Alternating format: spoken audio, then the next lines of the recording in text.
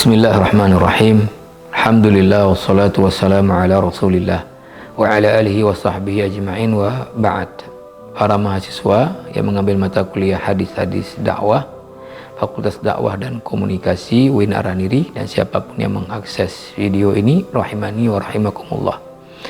Alhamdulillah Allah kembali pertemukan kita melalui media online ini, dikarenakan kita tidak bisa bertatap muka langsung karena akan kondisi pandemi corona yang belum berakhir.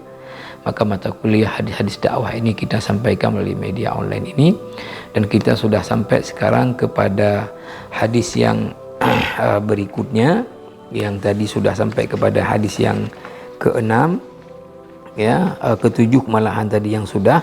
Sekarang kita masuk kepada hadis yang ke-8 ya, yang ada pada mahasiswa yang sudah kita kirim. Hadis ke-8 ini ya, kalau kita lihat di sini ada dua hadis yang kita angkat ya, dengan lebih kurang substansi yang sama. Maka nanti mahasiswa kita minta untuk mengambil hadis yang kedua ya, untuk hadis yang kedua. Tapi tidak mengapa, kita bacakan dulu juga dari yang pertama ya, dilihat di nomor 8. Hadis nomor 8 ini rawahu al-Imam al-Bukhari. Imam Bukhari ini disebut dengan awal sanad, mengatakan haddatsana Utsman ibni Abi Syaibah, haddatsana Hashim, akhbarana Ubaidillah ibni Abi Bakar ibni Anas wa Hamid at-Tawil, sami'a Anas ibni Malik radhiyallahu anhu yaqul qala Rasulullah sallallahu alaihi wasallam unsur akhaka zaliman aw mazluman. Imam Al-Bukhari mengatakan guru saya Utsman ibni Abi Syaibah memberitahu saya hadis ini. Beliau diberitahu oleh gurunya Hashim, dan Hashim ini mengatakan diberitahu oleh gurunya Ubaid ibni Abdullah ibni Abi Bakar ya, ibni Anas. Dan ini juga beliau ya, Hashim diberitahu oleh Hamid at-Tawil. Hamid at-Tawil mengatakan telah mendengar Anas ibni Malik radhiyallahu anhu berkata, Nabi sallallahu alaihi wasallam bersabda. Matan hadisnya, unsur akhaka zaliman aw mazluman, bantulah saudaramu baik yang zalim maupun yang dizalimi. Nah, hadis berikutnya juga riwayat Imam Bukhari dengan ya sanad yang lain, dan juga ada tambahan matannya, dan ini yang kita minta mahasiswa untuk mengambilnya dan menghafalnya. Imam Bukhari mengatakan haddatsana Muhammad ibni Abdurrahim, haddatsana Sa'id ibni Sulaiman, haddatsana Hashim, akhbarana Ubaidillah ibni Abi Bakar ibni Anas an Anas radhiyallahu anhu qala qala Rasulullah sallallahu alaihi wasallam unsur akhaka zaliman aw mazluman, faqala rajulun ya Rasulullah ansuruhu idza kana mazluman, afara'aita in kana zaliman kaifa ansuruhu, qala tahjizuhu aw tamna'uhu min adh-dhulmi fa inna dhalika nasruhu.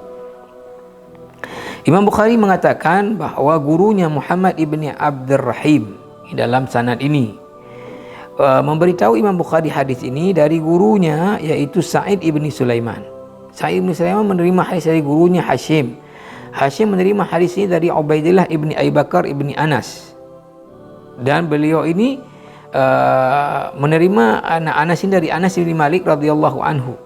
Jadi di sini ujung sanadnya adalah Anas bin Malik radhiyallahu anhu, kemudian awal sanadnya Imam Bukhari. Maka mahasiswa cukup menghafalkan an Anas bin Malik radhiyallahu anhu qala qala Rasulullah sallallahu alaihi wasallam unsur akhaka zaliman, kata Rasulullah bantulah.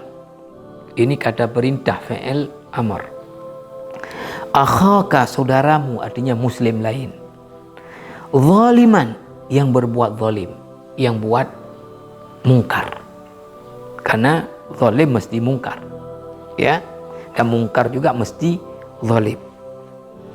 Au mazluman, atau orang yang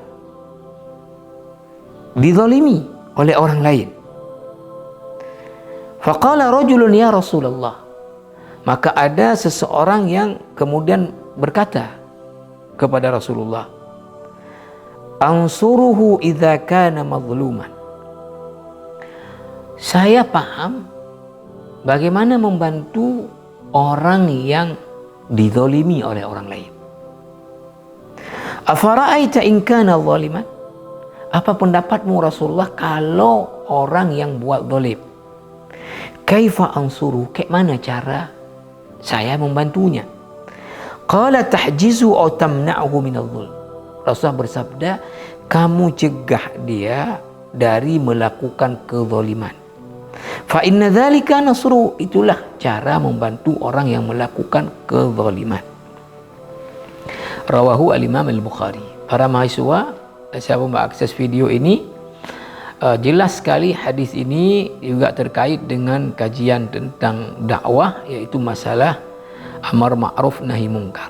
Rasulullah mengatakan, ya, setiap kamu harus membantu saudaramu, baik dia orang yang berbuat zalim maupun orang yang dizalimi orang lain. Maka para sahabat sedikit bingung ketika mendengar bantulah orang yang zalim. Gimana cara membantu orang yang zalim? Kalau membantu orang yang dizalimi orang lain kita faham. Orang yang dicopet duitnya, maka dia adalah orang yang dizalimi. Maka bagaimana cara bantunya? Kasih duit dia untuk ongkos dia bisa pulang. Orang yang ditabrak lari oleh orang lain di jalan, maka kita yang melihatnya, orang yang dizalimi ini, kita bantu bawa dia ke rumah sakit. Ya, tahu kita bagaimana membantu orang yang dizalimi. Tapi menjadi heran kalau Rasulullah menyuruh kita bantu orang yang berbuat zalim. Maka ada sahabat yang bertanya, kayak mana caranya membantu orang yang buat zalim? Rasulullah mengatakan, kamu cegah dia jangan sampai buat kezaliman. Itulah cara bantu orang yang buat zalim. Artinya di sini ada perintah untuk kita, ya, mencegah orang jangan buat mungkar, yaitu nahi mungkar. Artinya apa? Lagi-lagi hadis ini, ya, menunjukkan kepada kewajiban mencegah bila ada kemungkaran.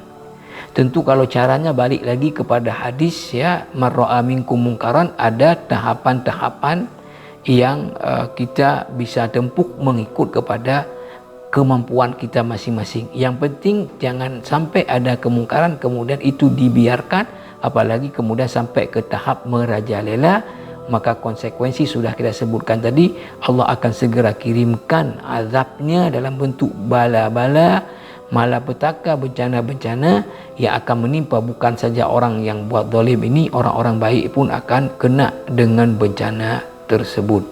Mudah-mudahan ada manfaatnya untuk saya dan kita semua. Wassalamualaikum warahmatullahi wabarakatuh.